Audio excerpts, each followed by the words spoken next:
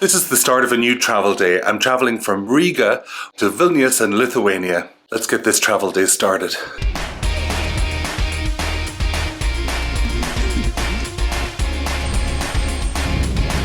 I'm Patrick Hughes and this is Planet Patrick.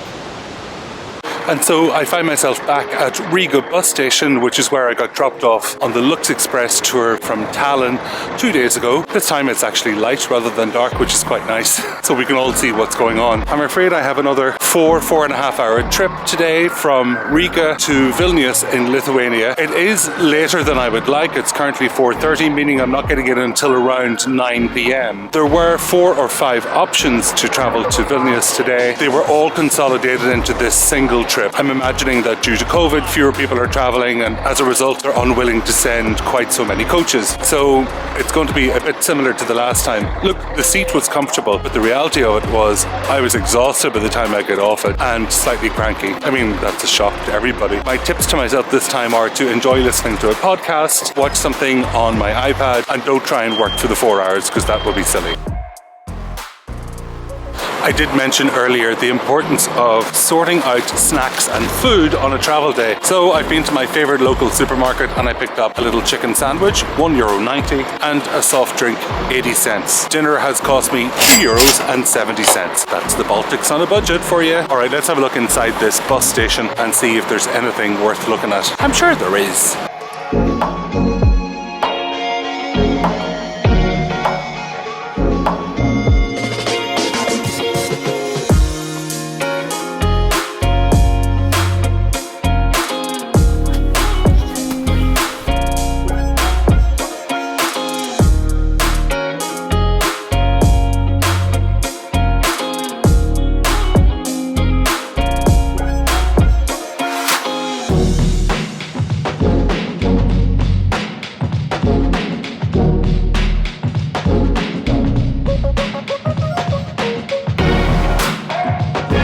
So I just got off the bus at this seemingly slightly random spot, the Panorama bus stop, which is apparently in the middle of nowhere. But it turns out that this is much closer to the city centre than where I was planning to get off, which was the bus centre. This is only going to cost €2.80 for me to get a Bolt or an Uber from here up to the hotel, and it was going to take 25 minutes of a drive otherwise. Very happy that I jumped off.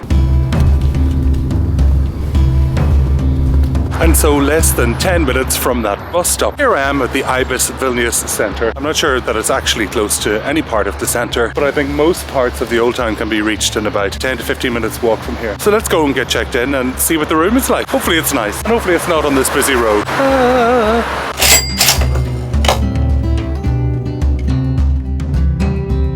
Okay, I'm up on the 7th floor. I like being on a high floor where it's not an earthquake zone. This happened to me in Chile once where I got onto the top floor of an Ibis as well, and then there was 7.1 earthquake. But that's a story for another day.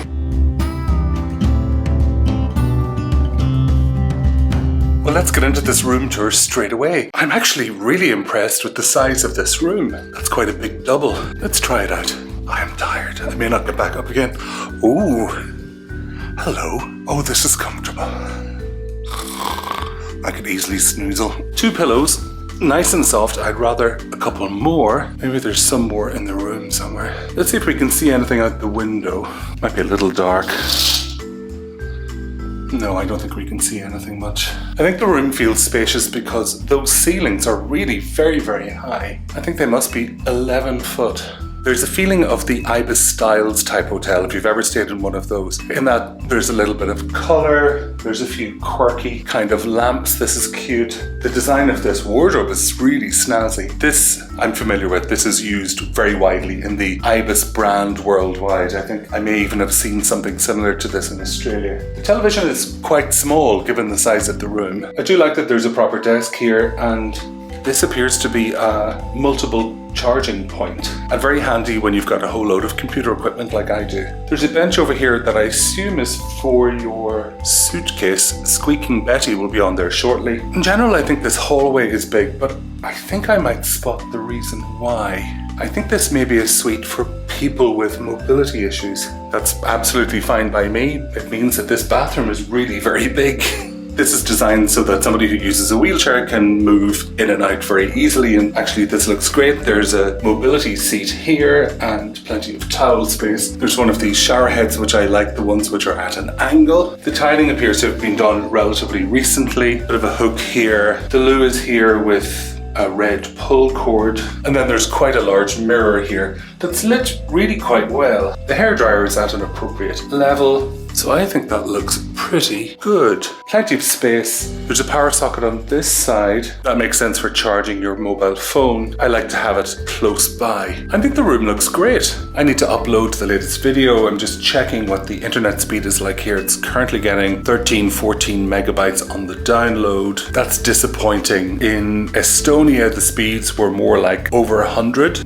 It may take some time for tomorrow's video to upload. As I already had my sandwich on the bus, I'm not going out for anything else to eat tonight, and so the wind down begins after a long travel day from Riga in Latvia to here in Vilnius, Lithuania. This bed looks so comfortable. I know I'm going to rest very, very well. Thank you so much for being here for this episode of Planet Patrick. If you haven't already subscribed, it would make a huge difference to me if you would. If you're in a position to become a Patreon and support this channel, please visit patreon.com/Planet Patrick. And if you like live stories as they unfold, you can follow me on Instagram at This Is Planet Patrick. So that's it for today. In the meantime, take care and bye bye. I'm going to be spending dinner time, especially when